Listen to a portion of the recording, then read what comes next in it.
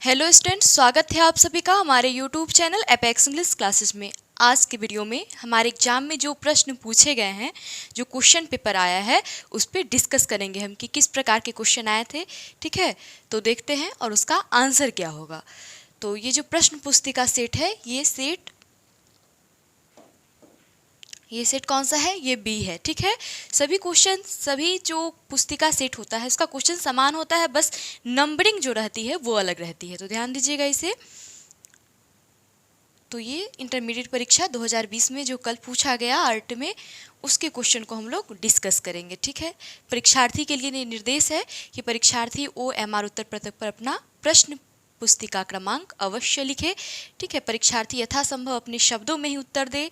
साथ में दाहिने और हाशिए पर दिए हुए अंक पूर्णांक निर्दिष्ट करते हैं। प्रश्नों को ध्यानपूर्वक पढ़ने के लिए परीक्षार्थियों को 15 मिनट का अतिरिक्त समय दिया गया है। ठीक है, तो ये सब एक प्रकार से निर्देश है, इंस्ट्रक्शन है।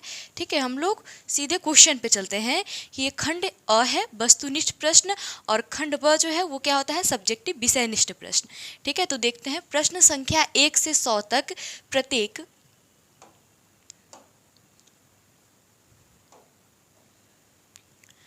4 विकल्प दिए गए हैं, जिनमें से कोई एक सही है। ठीक है, इन 100 प्रश्नों में से कितने का आंसर आपको देना है? 50 प्रश्नों का ही आंसर देना है आपको। ठीक है, और टोटल कितने हैं? टोटल 100 क्वेश्चन है। ठीक है, और OMR उत्तर पत्रक पर चिन्हित करें, और 50 अंक का है ये, 100 में से 50 का आंसर देना है। तो ये तो आप लोग पहले से फॉर्मेट समझते होइएगा।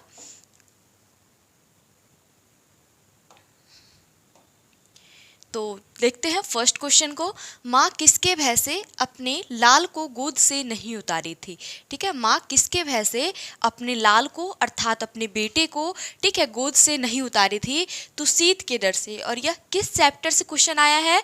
तो यह जो क्वेश्चन आया है यह पुत्र वियोग से है, सुभद्रा कुमारी चौहान के द्वारा। हम लोगों ने कल जो क्वेश्चन बैंक का जो डिस्कस किया था उसमें भी यह क्वेश्चन था, सेम यही क्वेश्चन, कि माँ किसके भय से अपने लाल को, अपने प्यारे नन्हे बेटे को गोद से नहीं उतारा? तो शीत के डर से। ठीक है, ठंड लगने के डर से। हम लोगों ने कल ही इस क्वेश्चन को किया था। ठीक है, देखते हैं अगला क्वेश्चन है, पुत्र वियोग से माँ का जीवन पुत्र वियोग में। ठीक है, पुत्र वियोग जो कविता है कि पुत्र वियोग से माँ का जीवन कैसा हो गया है? ठीक है, तो सूना सूना जीवन मेरा है ना, सूना हो गया है। ठीक है, आनंदित नहीं, ये तो गलत आंसर है। खुशहाल और सुखमय, ये तीनों क्या है? ये तीनों नहीं होगा, क्योंकि पुत्र के चले जाने से माँ क्या हो गई है? असहाय हो गई है। उसका जो जीवन है वह सूना सूना हो गया है। ठीक है, तो इसका जो सही आंसर हो जाएगा वो क्या होगा? सूना सूना। ठीक है, अब अगले क्वेश्चन को देखते हैं। 3 क्वेश्चन है, 3rd नंबर क्वेश्चन, कि जूठन शीर्षक पाठ हिंदी साहित्य की कौन विधा है? ठीक है, जूठन क्या है? तो जूठन क्या है? ओम प्रकाश वाल्मीकि लिखित उनकी एक आत्मकथा है। ठीक है, जूठन क्या है? एक आत्मकथा है ओम प्रकाश वाल्मीकि की। ठीक है, क्लियर। अब हम लोग अगले क्वेश्चन को देखते हैं, जो 4 नंबर क्वेश्चन है, कि कलीराम किस पठित पाठ का पात्र है?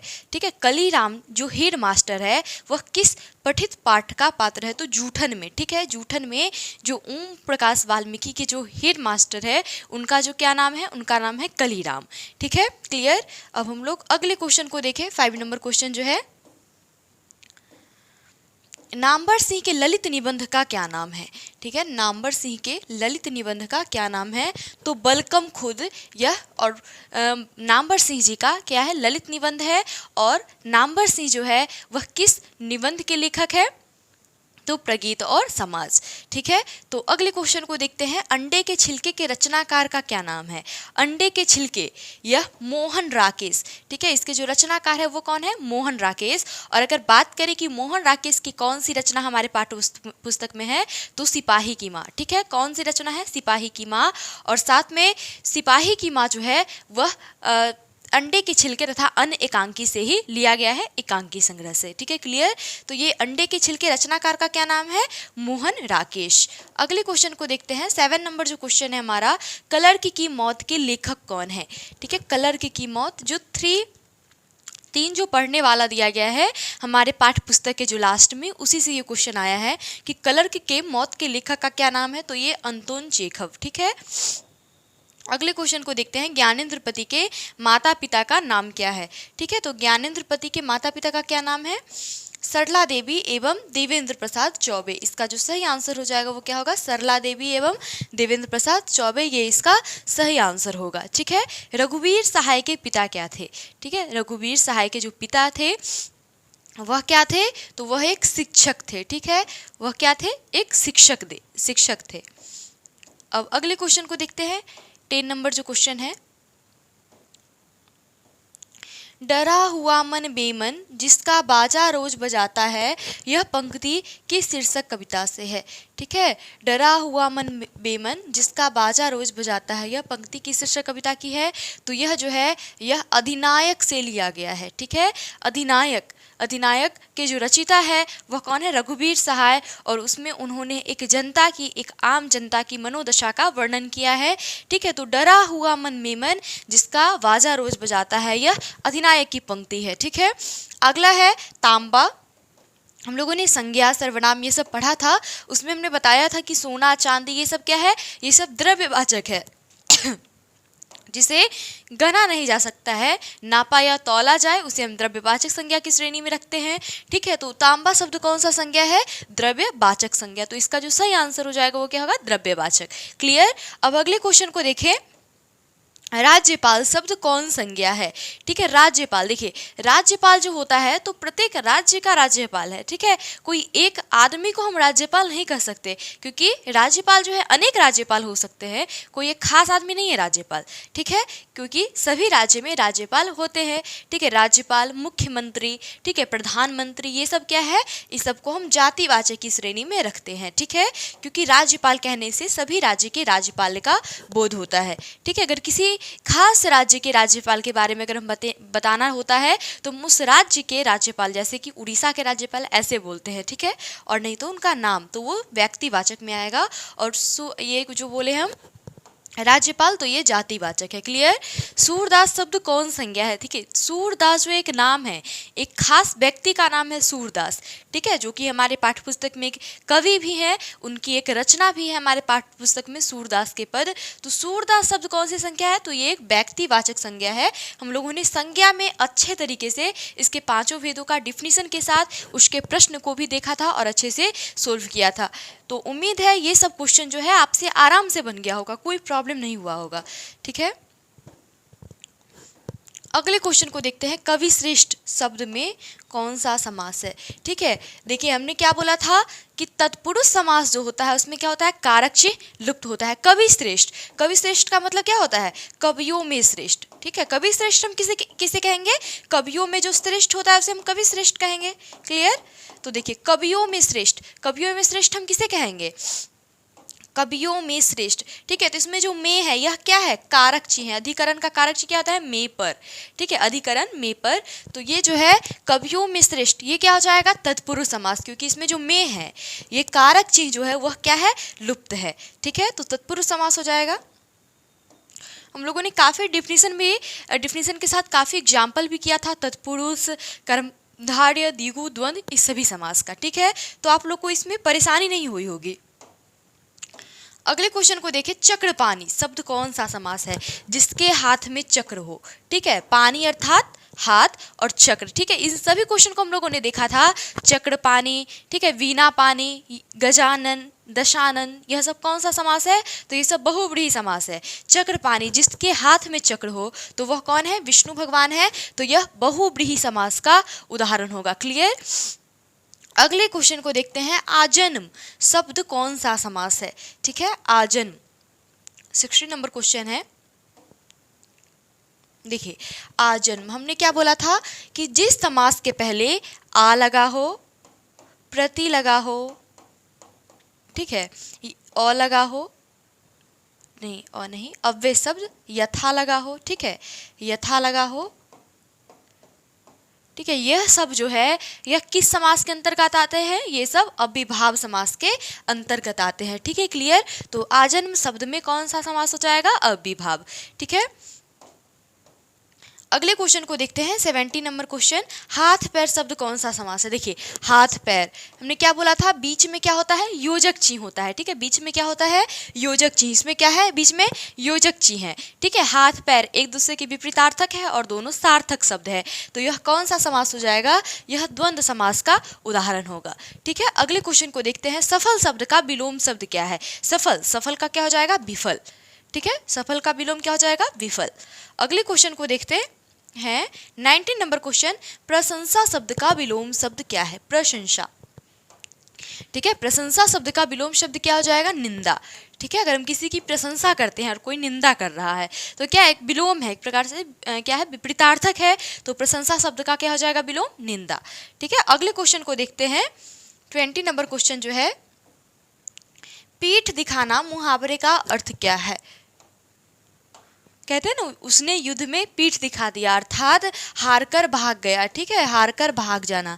ठीक है, पीठ दिखाना मुहावरे का अर्थ क्या है, हारकर भाग जाना। ठीक है, अब अगले क्वेश्चन को देखते हैं। चरम व्यक्तिकता है, परम सामाजिकता है, किस शीर्षक पाठ की पंक्ति है? ठीक है, तो यह प्रगीत और समाज, जो कि नामवर सिंह जी के द्वारा लिखा गया है, इसकी एक पंक्ति है और काफ़ी इंपॉर्टेंट पंक्ति है कि चरम व्यक्तिकता है, परम सामाजिकता है, किसी शीर्षक पाठ की पंक्ति है, प्रगीत और समाज की। ठीक है, अब हम लोग अगले क्वेश्चन को देखते हैं। अंतोन चेकव किस देश के रहने वाले थे? ठीक है, तो यह रूसी थे, रूस के रहने वाले थे। ठीक है, अगर आप लोगों ने इसको नहीं पढ़ा हो, लास्ट में जो 3 चैप्टर है, फिर भी कोई बात नहीं है, आपको 100 में से बस 50 का आंसर देना है। ठीक है, तो आसानी से आप लोग 100 में से 50 का आंसर दे सकते हैं और बिल्कुल सही सही। ठीक है, हम लोग आगे अभी तो 22 पे ही है और 23 के बाद भी हम लोगों ने कितने सारे क्वेश्चन को लगभग हम लोगों ने डिस्कस किया है, लगभग बस 4 वीडियो में, जैसे कि जो है काव्यखंड, संपूर्ण काव्यखंड जो हम लोगों ने किया था। ठीक है, संपूर्ण काव्यखंड का एक वीडियो और संपूर्ण गद्यखंड का एक वीडियो। ठीक है, और साथ में जो क्वेश्चन बैंक का अभी तक हम लोगों ने 2 जो सीरीज देखा था, उसमें सभी क्वेश्चन का समाहार है। ठीक है, तो देखते हैं जयशंकर प्रसाद का निधन कब हुआ था। ठीक है, 23 नंबर क्वेश्चन है कि जयशंकर प्रसाद का निधन कब हुआ, तो 1937 में उनका निधन हुआ था। इसका जो सही आंसर हो जाएगा वो क्या होगा, 1937 में उनका निधन हुआ था। ठीक है, अगले क्वेश्चन को देखते हैं 24 नंबर क्वेश्चन जो है, तुलसीदास का अस्थायी निवास कहाँ था? 24 नंबर क्वेश्चन, तुलसीदास। ठीक है, तुलसीदास की कौन सी रचना हमारे पाठ्य पुस्तक में है, तो तुलसीदास के पद। तो उनका जो अस्थायी निवास था वो कहाँ था, तो काशी था। ठीक है, उनका जो अस्थायी निवास था वो 15 वर्षों तक काशी में रह करके शिक्षा प्राप्त किए थे, तो इसका जो सही आंसर हो जाएगा वो क्या होगा, काशी। अगले क्वेश्चन को देखते हैं। सूरदास का जन्म स्थान कहाँ है? सूरदास का जन्म स्थान कहाँ है, सीही। ठीक है, सूरदास का जन्म स्थान कहाँ है, सीही है। अगले क्वेश्चन को देखेंगे 26 नंबर क्वेश्चन। अशोक वाजपेयी किस काल के कवि हैं? ठीक है, अशोक वाजपेयी जी जो है वह किस काल के कवि है, वह आधुनिक काल के कवि है। और हम लोगों ने कल के ही क्वेश्चन में इन सभी क्वेश्चन का भी डिस्कस किया है। ठीक है, कि अशोक वाजपेयी जी किस काल के कवि है, तो आधुनिक काल के। कल हम लोगों ने इस क्वेश्चन का भी डिस्कस किया था जब हम लोग क्वेश्चन बैंक काव्यखंड का कर रहे थे, आर्ट वाला। ठीक है, देखते हैं आगे। अधिनायक कैसी कविता है, तो यह एक व्यंग्य कविता है। ठीक है, अधिनायक कैसी कविता है, एक व्यंग्य कविता है। ठीक है, अगला देखते हैं हार जीत। इसे भी हम लोगों ने कल देखा था कि हार जीत किस प्रकार की रचना है, तो हमने क्या बताया था कि हार जीत जो है वह एक कहानी के टाइप का लिखा हुआ है, कविता के टाइप का, उसमें तुक नहीं मिलाया हुआ है। ठीक है, तो हार जीत किस प्रकार की रचना है, तो हार जीत जो है वह गद्य गीत है। ठीक है, गद्य गीत है। ठीक है, अगला देखते हैं। बालकृष्ण भट्ट की माता का क्या नाम था? बालकृष्ण भट्ट की कौन सी रचना हमारे पाठ्य पुस्तक में है, तो बातचीत। और बालकृष्ण भट्ट की माता का नाम पार्वती देवी था। ठीक है, इसका जो सही आंसर हो जाएगा वो क्या होगा, पार्वती देवी। अगले क्वेश्चन को देखते हैं। निबंध लेखन की दृष्टि से भारतेंदु युग कैसा था? बात करते हैं एक रिवीजन के पॉइंट से कि बालकृष्ण भट्ट किस युग के कवि थे, तो भारतेंदु युग। किस युग के लेखक थे, निबंधकार थे, तो भारतेंदु युग। और वही हम चंद्रधर शर्मा गुलेरी की बात करें तो वे द्विवेदी युग के कहानीकार है। ठीक है, तो निबंध लेखन की दृष्टि से भारतेंदु युग कैसा था, प्रगतिशील था। ठीक है, कैसा था, प्रगतिशील। अगले क्वेश्चन को देखते हैं। 31 नंबर क्वेश्चन जो है हमारा, लाल पीला होना मुहावरे का अर्थ क्या है? ठीक है, कोई कहता है नहीं कि अरे वह लाल पीला हो गया है, अर्थात वह गुस्सा हो गया है। ठीक है, लाल पीला होना का मतलब क्या होता है, क्रोध करना। ठीक है, क्रोध करना। ठीक है, 32 नंबर क्वेश्चन है, लोहे के चलने चबाना मुहावरे का अर्थ क्या है? ठीक है, तो कठिन परिश्रम करना, कहता है वह लोहे के चना चबाने जैसा काम कर रहा है, अर्थात वह कठिन परिश्रम कर रहा है। ठीक है, अगले क्वेश्चन की बात करें, 33 नंबर क्वेश्चन, निम्न में से शुद्ध शब्द कौन सा है? ठीक है, इसमें आपको 4 शब्द दिया हुआ है, इसके लिए डिक्टेशन अर्थात शब्दकोश जो है वो आपका सही होना, ठीक है, आवश्यक है इस क्वेश्चन के लिए। नॉर्मल रूप से देखिए, जैसे कि नास्तिक कैसे लिखते हैं हम लोग, नास्तिक ऐसे लिखते हैं। ठीक है, पराजित कैसे लिखते हैं, पराजित ऐसे लिखते हैं। ठीक है, घृणा कैसे लिखते हैं, घृणा ऐसे लिखते हैं। तो इसका जो सही आंसर हो जाएगा वो क्या होगा, आस्तिक। आस्तिक सही लिखा हुआ है।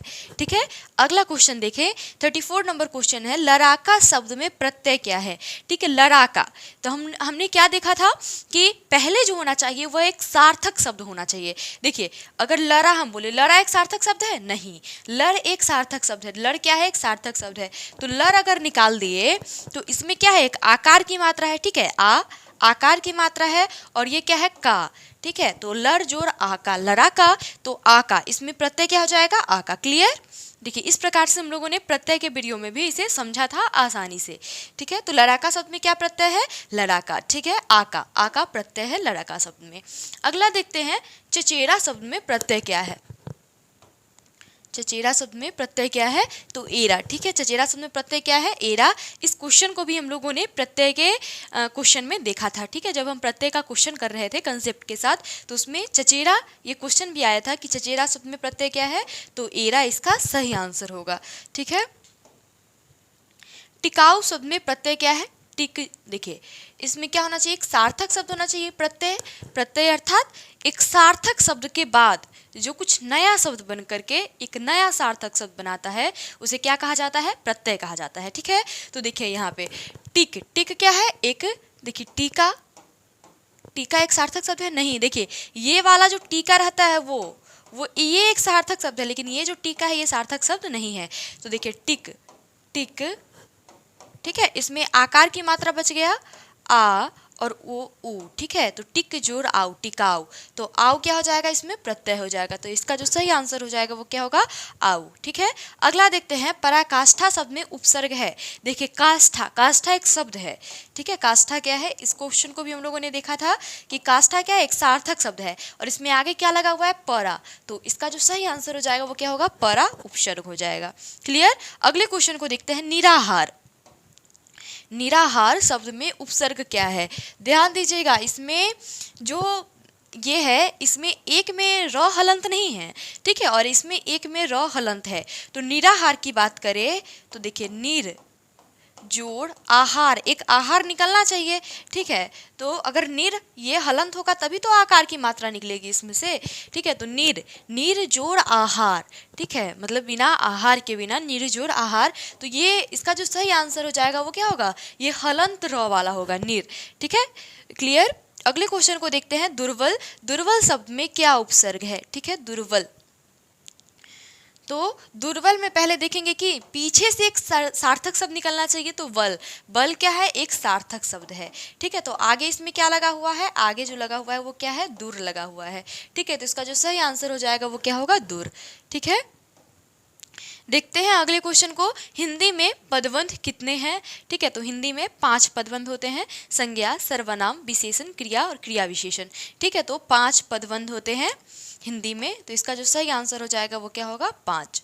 अगले क्वेश्चन की बात करें, 41 नंबर जो क्वेश्चन है हमारा, पलटन का विदूषक कौन था? इन सभी क्वेश्चन पे हम लोगों ने डिस्कस कर लिया है। ठीक है, पलटन का विदूषक कौन था, वजीरा सिंह। ठीक है, पलटन का विदूषक कौन था, वजीरा सिंह था। और लहना सिंह क्या था, किस पद पर था, जमादार के पद पर। अगला देखते हैं, माया की शीर्षक पाठ की पात्रा है। तो माया जो है वह जूठन, ठीक है, जूठन की पात्रा है और लेखक की बहन है।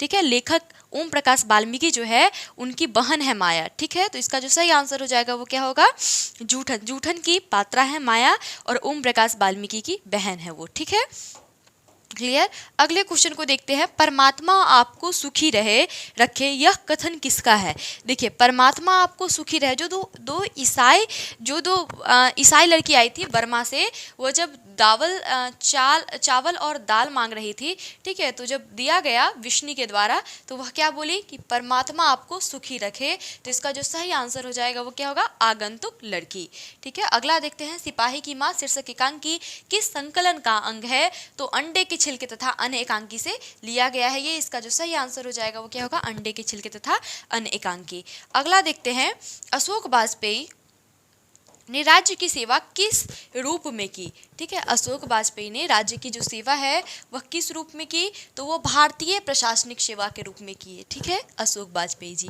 अगले क्वेश्चन को देखते हैं, विनोद कुमार शुक्ल जिनकी रचना प्यारे नन्हे बेटे को हमारे पाठ्य पुस्तक में है, ठीक है, 1999 ईस्वी में कौन सा पुरस्कार मिला। तो उन्हें साहित्य अकादमी पुरस्कार मिला हुआ है विनोद कुमार शुक्ल को, ठीक है। इस क्वेश्चन का भी हम लोगों ने कल ही डिस्कस किया था, ठीक है। अगले क्वेश्चन को देखेंगे, विनोद कुमार शुक्ल का जन्म स्थान कहाँ था। इस क्वेश्चन को भी हम लोगों ने देखा था, तो राजनांदगांव छत्तीसगढ़, ठीक है, राजनांदगांव छत्तीसगढ़ इसका सही आंसर हो जाएगा।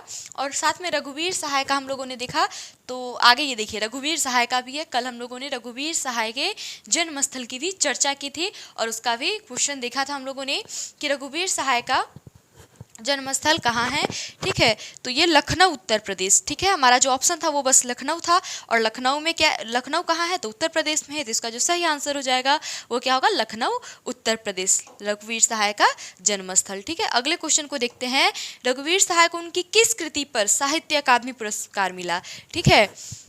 तो देखिए मैंने कहा था कि ये जो क्वेश्चन है यह दो प्रकार से पूछा जा सकता है कि रघुवीर सहाय को उनकी किस कृति पर साहित्य अकादमी पुरस्कार मिला।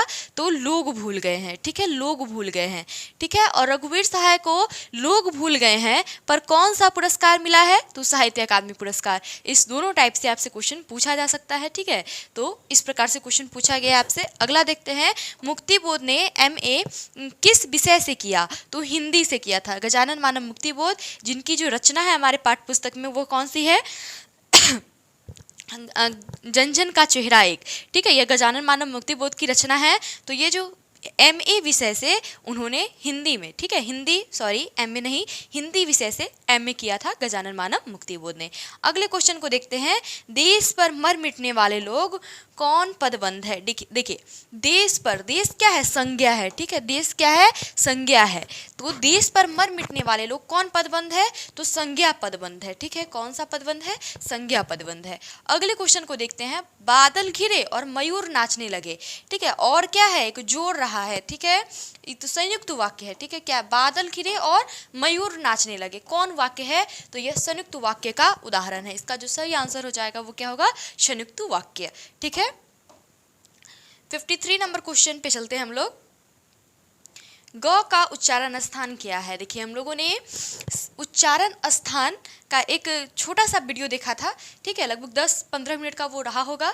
तो उसमें हम लोगों ने देखा था कवर्ग, चवर्ग, टवर्ग, तवर्ग, पवर्ग, सबके उच्चारण स्थान को, ठीक है। और इसमें 3 क्वेश्चन हमने कहा था कि लगभग 4 से 5 क्वेश्चन आपके एग्जाम में पूछे जा सकते हैं। और अगर आप लोगों ने उस वीडियो को देखा होगा तो लगभग जो 3 क्वेश्चन है ये सही होने वाले हैं, ठीक है। देखते हैं ग का उच्चारण स्थान क्या है। तो देखिए कवर्ग का उच्चारण स्थान क्या था, कवर्ग का जो उच्चारण स्थान था वह कंठ था, ठीक है, कंठ। ये क्या था, अकुह विसर्जनीय नाम कंठ, आ कवर्ग, ठीक है, अर्थात और विसर्ग, ठीक है। इसका जो उच्चारण स्थान है वो क्या है, वो है कंठ। तो ग का उच्चारण स्थान क्या हो जाएगा, कंठ हो जाएगा, ठीक है। कवर्ग का उच्चारण स्थान कंठ। चवर्ग की बात करें, इचु यशा नाम तालु, ठीक है, चवर्ग का उच्चारण स्थान तालु। और टवर्ग का उच्चारण स्थान क्या हो जाएगा, ऋतु रसा नाम मूर्धा, ठीक है, टवर्ग का उच्चारण स्थान मूर्धा हो जाएगा। इसी में अगर हम तवर्ग की बात करें तो तवर्ग का उच्चारण स्थान दंता, ठीक है, दंत हो जाएगा। और अगर हम पवर्ग की बात करें, ठीक है, अगर हम पवर्ग की बात करें तो पवर्ग का जो स्थान हो जाएगा वो क्या हो जाएगा, ओष्ठ हो जाएगा। हम लोगों ने देखा था इसे, ठीक है। तो अगर आपको ये याद होगा तो आसानी से आप क्वेश्चन को अटेम्प्ट कर पाइए होइएगा। तो च का उच्चारण स्थान चवर्ग, अर्थात च का उच्चारण स्थान क्या हो जाएगा, तालु, ठीक है। अगले क्वेश्चन को देखते हैं हम लोग, फ का उच्चारण स्थान, ठीक है, फ किस वर्ग में आता है। देखिए फ जो है वह किस वर्ग में आता है, तो फ जो है वह पवर्ग में आता है, ठीक है।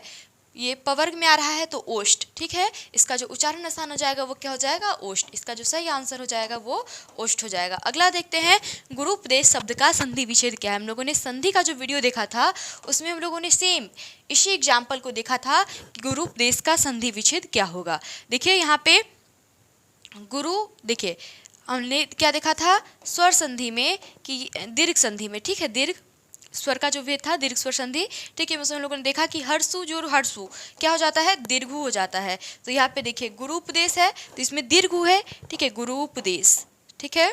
तो देखिए गुरु, इसमें क्या आ गया, इसमें जो है हर्षु, ठीक है, ये हर्षु की मात्रा है।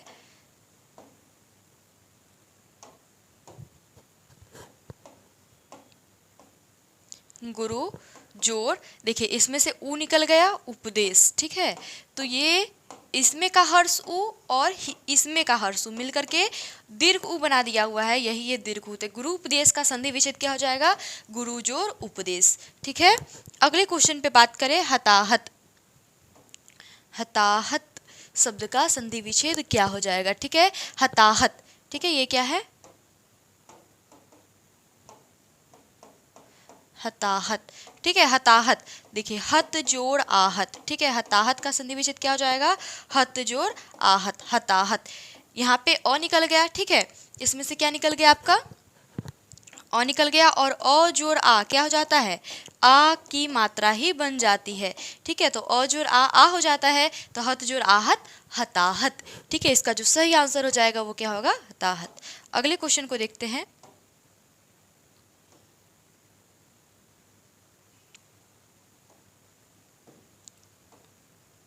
58 नंबर क्वेश्चन है, नकलची शब्द में प्रत्यय क्या है।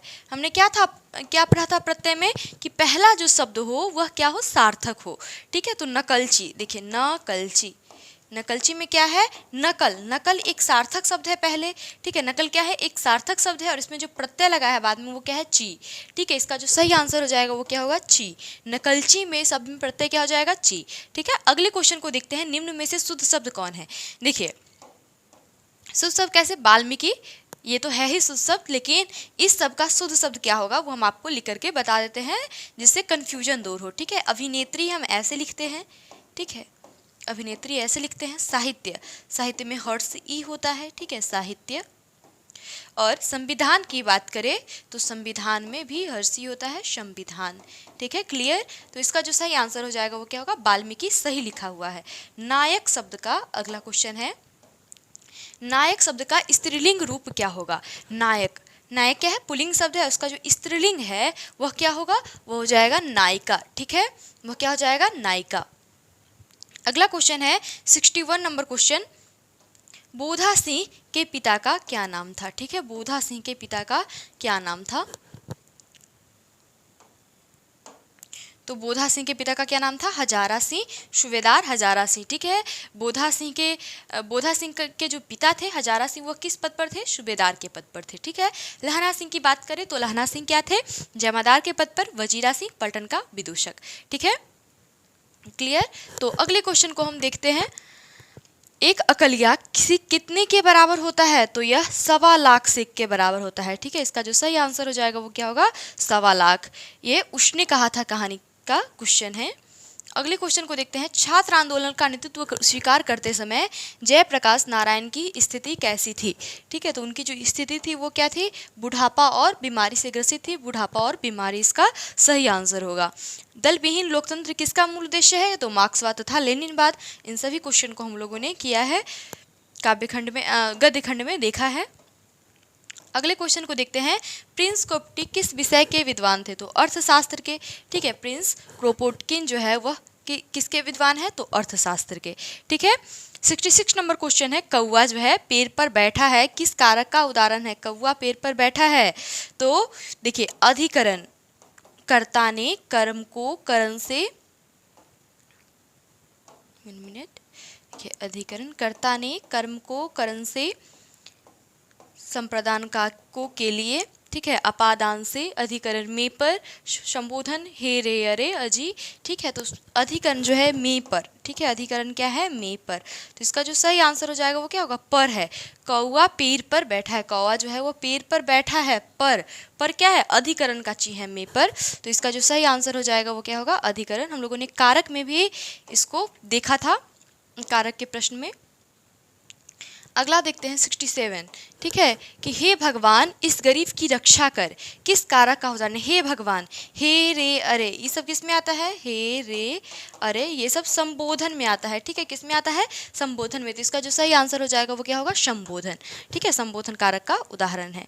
क्लियर। अगले क्वेश्चन को देखते हैं, 68 नंबर क्वेश्चन, मोहन जाता है किस काल का उदाहरण है, ठीक है, मोहन जाता है, यह किस काल का उदाहरण है, तो यह वर्तमान काल का, मोहन जाता है, ठीक है, मोहन वर्तमान काल का उदाहरण है, मोहन जाता है। अगले क्वेश्चन को देखें, श्याम ने खाया किस काल का उदाहरण है, ठीक है, श्याम ने खाया भूतकाल का उदाहरण है, ठीक है, श्याम ने खाया, अर्थात श्याम ने खाया, ठीक है, और ने, जहाँ भी ये जो ने है यह भूतकाल में ही प्रयोग होता है, ठीक है, सीता ने किताब पढ़ा, सीता ने यह काम किया, राम ने दौड़ा, तो यह सब भूतकाल के प्रयोग होता है ने शब्द का, तो श्याम ने खाया किस काल का उदाहरण हो जाएगा, तो ये जो हो जाएगा वह भूतकाल का उदाहरण हो जाएगा, ठीक है। अगले क्वेश्चन को देखते हैं, सभा शब्द क्या है, लिंग पूछ रहा है, तो सभा शब्द क्या है, स्त्रीलिंग शब्द है, ठीक है, सभा, यहाँ पे सभा आयोजित हुई, ठीक है, यहाँ पे सभा आयोजित हुई, तो यह क्या है, स्त्रीलिंग का उदाहरण है सभा शब्द। प्रगीत और समाज के लेखक नामवर सिंह, ठीक है, प्रगीत और समाज के लेखक कौन है, नामवर सिंह है। अगले क्वेश्चन की बात करें, 72 नंबर क्वेश्चन जो है, उदय प्रकाश की रचना का क्या नाम है, उदय प्रकाश की रचना कौन सी है, तिरिछ है, ठीक है, उदय प्रकाश की रचना कौन सी है, तिरिछ है। नामवर सिंह, अगले क्वेश्चन को देखते हैं, नामवर सिंह का आलोचनात्मक निबंध कौन है, ठीक है, तो आलोचनात्मक निबंध बोले या बस निबंध बोले, उनका एक ही निबंध हमारे पाठ्य पुस्तक में दिया गया है, वह कौन सा है, प्रगीत और समाज, ठीक है, इसका जो सही आंसर हो जाएगा वो क्या होगा, प्रगीत और समाज। उ सदानीरा, जगदीश चंद्र माथुर, अर्धनारीश्वर, रामधारी सिद्धिनकर, बातचीत, बालकृष्ण भट्ट। क्लियर।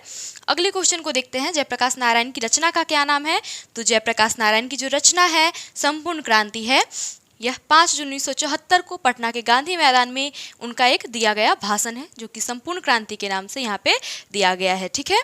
अगले क्वेश्चन को देखते हैं, 75 नंबर जो क्वेश्चन है, कि जयशंकर प्रसाद की रचना कौन है, जयशंकर प्रसाद की रचना की बात करें तो देखिए यहाँ पे, गांव का घर ज्ञानेन्द्रपति, ऊषा शमशेर बहादुर सिंह, छप्य नाभादास, तुमुल कुलाला कलह में जयशंकर प्रसाद, ठीक है, और यह किसका एक अंश है, तो यह कामायनी का एक अंश है। हम लोगों ने इस क्वेश्चन को भी कल काव्यखंड का जो हम लोगों ने क्वेश्चन किया था क्वेश्चन बैंक का, उसमें भी हम लोगों ने इसे देखा था, ठीक है। चंद्र शर्मा गुलेरी की कितनी कहानियां हैं, तो 3 कहानियां हैं, ठीक है, कुल 3 कहानियां हैं, और कौन कौन, वो भी हम लोगों ने गद्य खंड का जो पूरा संपूर्ण ऑब्जेक्टिव किया था उसमें था कि सुखमय जीवन, ठीक है, सुखमय जीवन, बुद्धू का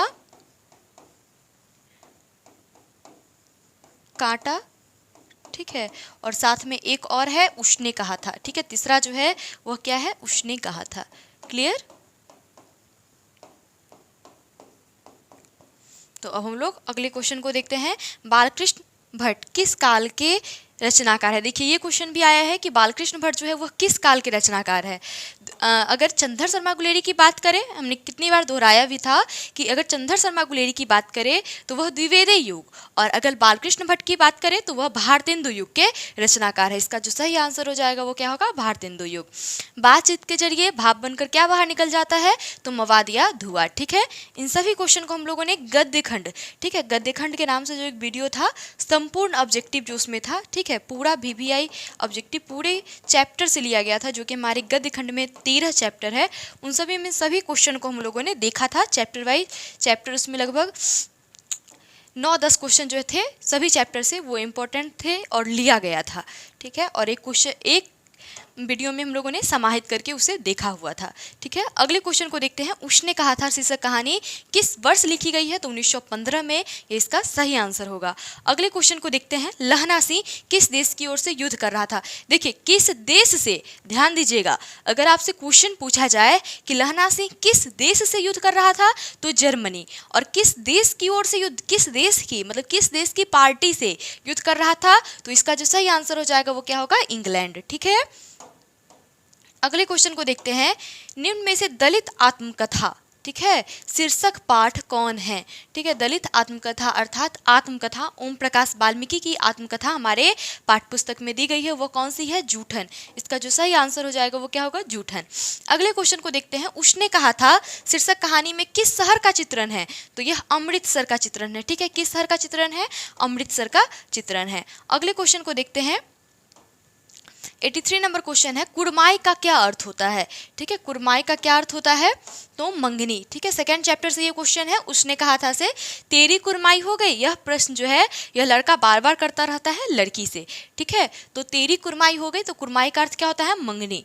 ठीक है, अगले क्वेश्चन को देखते हैं। लोकनायक किसे कहा जाता है? लोकनायक जयप्रकाश नारायण को कहा जाता है। लोकनायक जयप्रकाश नारायण। ठीक है, अगले क्वेश्चन को देखते हैं हम लोग। 85 नंबर क्वेश्चन। नारी और नर एक ही द्रव्य की ढली दो प्रतिमाएं हैं, किस रचनाकार की पंक्ति है? तो यह अर्धनारीश्वर की पंक्ति है। ठीक है, और रामधारी सिंह दिनकर के द्वारा लिखा गया है। ठीक है, लेखक इसमें पूछा है तो रामधारी सिंह दिनकर, और अगर आपसे पाठ पूछे तो अर्धनारीश्वर। ठीक है, अगले क्वेश्चन को देखते हैं। ओ सदा नीरा शीर्षक पाठ का संबंध किस विधा से है? ओ सदा नीरा क्या है? निबंध है। ठीक है, ओ सदा नीरा क्या है? निबंध है। अगले क्वेश्चन को देखते हैं। चौर कैसे ताल है? ठीक है, तो चौर जो है वह उथले होते हैं, और मन जो होते हैं, मन गहरे ताल है। ठीक है, अगर मन की बात करें तो मन गहरे और विशाल होते हैं। ठीक है, चौर और मन नदी के क्या होते हैं? दोनों तरफ की जो घाटियाँ होती है उसे चौर और मन कहा जाता है। तो चौर जो होता है वह उथले होते हैं। ठीक है, उथले और छिछले। और अगर मन की बात करें तो वो गहरे और विशाल होते हैं। ठीक है, रामपुरवा कहाँ है? अगला क्वेश्चन है। रामपुरवा है भिथियरवा के पास। ठीक है, रामपुरवा कहाँ है? भिथियरवा के पास है। ठीक है, अगले क्वेश्चन को देखते हैं। 89 नंबर जो हमारा क्वेश्चन है कि गंडक नदी का जल सदियों से कैसा रहा है? गंडक नदी का जल सदियों से चंचल रहा है। ठीक है, इसका जो सही आंसर हो जाएगा वो क्या होगा? चंचल रहा है। अगले क्वेश्चन को देखते हैं। सिपाही की माँ निम्नांकित में से कौन है? अगर आपसे ये भी पूछा जाए कि मुन्नी और सिपाही की माँ इनमें से कौन है, तो मुन्नी और सिपाही, ठीक है, दोनों भाई बहन है, और दोनों की जो माँ है वह कौन है? बिस्नी है। इसका जो सही आंसर हो जाएगा वो क्या होगा? बिस्नी। ठीक है, अगले क्वेश्चन को देखेंगे। 91 नंबर क्वेश्चन। जल शब्द क्या है? ठीक है, जल शब्द जो है, देखिए जल शब्द क्या है? जल की बूंदे हम लोग बोलते हैं, जल की बूंदे। ठीक है, जल शब्द क्या है? जल की बूंदे। ठीक है, तो जल की बूंदे ये क्या है? स्त्रीलिंग है। ठीक है, जल शब्द क्या है? स्त्रीलिंग है। ठीक है, और पानी शब्द पुल्लिंग हो जाएगा। ठीक है, अगले क्वेश्चन को देखते हैं। देवता शब्द क्या है? ठीक है, देवता शब्द। ठीक है, देवता शब्द क्या है? देवता शब्द है पुल्लिंग। ठीक है, और अगर देवी शब्द पूछे तो देवी इसका क्या है? स्त्रीलिंग है। देवता का स्त्रीलिंग शब्द क्या हो जाएगा? देवी। ठीक है, तो इसका जो सही आंसर हो जाएगा वो क्या होगा? पुल्लिंग। अगले क्वेश्चन को देखते हैं। श्रद्धा शब्द का विलोम क्या है? तो श्रद्धा शब्द का जो विलोम है वो क्या हो जाएगा? 93 नंबर जो क्वेश्चन है हमारा कि श्रद्धा शब्द का विलोम क्या हो जाएगा? तो घृणा। ठीक है, श्रद्धा का श्रद्धा बोलते हैं ना, हमें भगवान में श्रद्धा है। ठीक है, तो इसका जो विलोम शब्द है वह क्या हो जाएगा? घृणा। ठीक है, अब हम लोग अगले क्वेश्चन को देखते हैं। वार्तालाप शब्द का संधि विच्छेद। ठीक है, तो वार्ता जोड़ आलाप, वार्तालाप। ठीक है, वार्ता जोड़ आलाप। ठीक है, ये वार्तालाप का संधि विच्छेद होगा। 95 नंबर क्वेश्चन है। सदवानी शब्द का संधि विच्छेद। इसे भी हम लोगों ने संधि विच्छेद का जो क्वेश्चन किया था हम लोगों ने प्रीवियस ईयर क्वेश्चन, और साथ में जो इंपॉर्टेंट क्वेश्चन थे गेस क्वेश्चन, ठीक है, उसमें हम लोगों ने किया था कि सदवानी का संधि विच्छेद। ठीक है, तो इसका जो सही आंसर हो जाएगा वो क्या होगा? सतवानी। अगर तवर्ग है, ठीक है, तो अगर ऐसा रहे तो क्या हो जाता है? इसी वर्ग का तृतीय में बदल जाता है। तो त थ द, इसका जो तृतीय वर्ण है वो क्या है? द, तो सदवानी। ठीक है, इसका जो सही आंसर हो जाएगा वो क्या होगा? क, ए ऑप्शन। 96 नंबर क्वेश्चन है। नयन शब्द का संधि विच्छेद। नयन, नयन का संधि विच्छेद क्या हो जाएगा? ने जोड़ अन। ठीक है, नेजुर अन। करुणा शब्द का विशेषण क्या होगा? करुणा, कारुणिक। ठीक है, करुणा शब्द का विशेषण क्या हो जाएगा? कारुणिक। 98 नंबर क्वेश्चन है, जड़ शब्द का विलोम जड़ चेतन। ठीक है, जड़ का विलोम क्या हो जाएगा? चेतन। ठीक है, इसका जो सही आंसर हो जाएगा वो क्या होगा? चेतन। अगला देखते हैं 99 नंबर क्वेश्चन, खंडन शब्द का विलोम। ठीक है, खंडन, खंडन अर्थात टुकड़े करना। ठीक है, तो टुकड़े करना वही बात हुआ, तोड़ना वही बात हुआ, खंडित करना तीनों एक ही बात है। मंडन मतलब होता है जोड़ना, तो इसका जो सही आंसर हो जाएगा वो क्या होगा? मंडन। ठीक है, अगले क्वेश्चन को देखते हैं। लास्ट क्वेश्चन है, दया शब्द कौन संज्ञा है? ठीक है, दया शब्द कौन सी संज्ञा है? दया, दया को क्या हम देख सकते हैं? नहीं, महसूस करते हैं कि उसके मन में दया है। ठीक है, तो दया शब्द कौन सी संज्ञा है? तो दया शब्द भाववाचक संज्ञा है। ठीक है, दया, बुढ़ापा, ठीक है, जवानी, दुख, सुख, यह सब क्या है? ये सब भाववाचक संज्ञा के अंतर्गत आते हैं। क्लियर? तो हम लोगों ने आज 100 ऑब्जेक्टिव को देखा जो कि आपके प्रश्न में पूछे गए हैं। ठीक है, आशा ही नहीं पूर्ण विश्वास है कि आप सभी का जो एग्जाम है वह काफ़ी बेहतरीन गया होगा। ठीक है, देखते हैं हम लोग कुछ सब्जेक्टिव के भी क्वेश्चन को जो भी आए हुए हैं। देखिए, निम्नलिखित में से किसी एक विषय पर निबंध लिखे, तो आप लोगों ने टॉपिक बना करके लिखा होगा। ठीक है, तो ये काफ़ी अच्छा है। मेरी प्रिय रचनाकार, हमारे त्यौहार, हमारे प्रिय खेल, समय का महत्व, मोबाइल। ठीक है, मोबाइल भी इंपॉर्टेंट है, और गंगा नदी, तो इस पर निबंध है। और अगला देखते हैं सप्रसंग व्याख्या। ठीक है, देखिए सप्रसंग व्याख्या जो है इसमें से 2 का देना है, और इन सभी को हम लोगों ने देखा है। ठीक है, सप्रसंग व्याख्या जो है, इसी प्रकार पुरुष भी स्त्रीयोचित गुणों को यह किसमें है? अर्धनारीश्वर की पंक्ति है। वसुंधरा भोगी मानव और धर्मांध, इसको भी हम लोगों ने देखा है। ओ सदा निराक, अगर आप वीडियो देखे हुए हैं तो उसमें ये दिया गया है, 4 अंक स्तरीय प्रश्न में ये करवाया गया है, सप्रसंग व्याख्या करे। ठीक है, और यही है सप्रसंग व्याख्या करे, क्वेश्चन भी आपका यही है। अगला देखते हैं, भक्ति विमुख जे धर्म सो सब अधर्म करी गाय। यह भक्ति विमुख जो धर्म सो, ये भी हम लोगों ने काव्यखंड में इसको भी देखा है। और साथ में कछु खात कछु धरनी गिरापत, यह भी काव्यखंड का ही क्वेश्चन है, और यह सूरदास के पद से लिया गया है। ठीक है, इन सभी 4 क्वेश्चन को हम लोगों ने देखा है, और आपको तो बस 2 का आंसर देना था। अगले क्वेश्चन को देखते हैं, अपने महाविद्यालय के प्रधानाचार्य के पास एक आवेदन पत्र लिखे जिसमें मासिक शुल्क माफ करने का आग्रह हो। तो यह भी क्या है? औपचारिक पत्र है, और प्रधानाचार्य के पास जो लिखना है उसका फॉर्मेट हम लोगों ने अपने पत्र लेखन में देखा हुआ है। ठीक है, कि किस प्रकार लिखना है, और वो भी शायद मासिक शुल्क पे ही हम लोगों ने देखा था। ठीक है, निम्नलिखित प्रश्नों के किन्हीं 5 देना है। ठीक है, और इन सभी क्वेश्चन को हम लोगों ने देखा है। हरचरना कौन है, उसकी पहचान बतलाइए। हरचरना एक आम आदमी का प्रतिनिधि है जो कि किस कविता से है? अधिनायक से है। ठीक है, बिटिया कहाँ कहाँ लोहा पहचान पाती है। व्यवहारिक राजनीति क्या होती है? पंच परमेश्वर के खो जाने को लेकर कवि चिंतित क्यों है? ठीक है, गाँव में पंच परमेश्वर क्या हो गए हैं? खो गए हैं। अब जो गाँव के आदमी है वह अदालत का दरवाजा खटखटाते हैं न्याय के लिए। नागरिक क्यों बस्त है? ये हार जीत की क्वेश्चन है। हार जीत का घर पहुँचने पर लेखक ओम प्रकाश वाल्मीकि को देख उनकी माँ क्यों रो पड़ी है। ठीक है, तुलसी के हृदय में किसका डर है? डायरी का लिखा जाना क्यों मुश्किल है? तिरछ क्या है कहानी में, यह किसका प्रतीक है? जीवन में विद्रोह का क्या स्थान है? यह शिक्षा का क्वेश्चन है। ठीक है, शिक्षा जो संभाषण है। तो इन सभी क्वेश्चन को हम लोगों ने 2 अंक स्तरीय प्रश्न में चैप्टर वाइज चैप्टर देखा है। ठीक है, और अगर 5 अंक स्तरीय प्रश्न की बात करें तो इसमें देखा है कि जूठन शीर्षक आत्मकथा का सारांश। ठीक है, आपको तो बस 3 का आंसर देना है। शिक्षा का भी सारांश हम लोगों ने देखा है। सभी चैप्टर का हम लोगों ने सारांश देखा है 5 अंक स्तरीय प्रश्न के लिए, जो काफ़ी इंपॉर्टेंट था। हार जीत शीर्षक कविता का भावार्थ या सारांश। ठीक है, उषा का जादू कैसा है, अर्थात उषा का सारांश इसमें लिखना था। प्यारे नन्हे बेटे को कविता का भावार्थ, अर्थात 5 अंक स्तरीय प्रश्न में जितने भी क्वेश्चन आए हैं सारे क्या है? बस एक को छोड़ करके। ठीक है, यहाँ पे जो है कला के लिए सिद्धांत क्या है, बस इसे छोड़ करके सारे जो क्वेश्चन है वह क्या है? सारांश से ही रिलेटिव आए हैं। ठीक है, तो आपके लिए 5 अंक स्तरीय प्रश्न के लिए सबसे इंपॉर्टेंट क्या थे? सारांश। ठीक है, हमने इसे बताया था। अगले क्वेश्चन की बात करें कि निम्नलिखित अवतरणों में से किसी एक का संक्षेपण लिखे, तो इसमें भी हम लोगों ने देखा था कि संक्षेपण किस प्रकार लिखना चाहिए। लगभग इसे आप 3 बार पढ़े, उसके बाद क्या करें?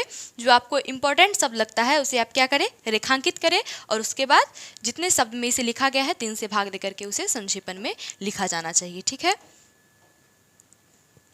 तो आशा ही नहीं पूर्ण विश्वास है कि आप लोग का जो एग्जाम है काफ़ी बेहतरीन गया होगा। ठीक है, तो आपको ये वीडियो कैसा लगा आप हमें अपने कमेंट के माध्यम से ज़रूर बताइएगा। साथ ही यह भी बताएं कि आपका जो एग्जाम है वह कैसा गया। तो मिलते हैं अगले वीडियो में एक नई वीडियो के साथ, तब तक के लिए धन्यवाद।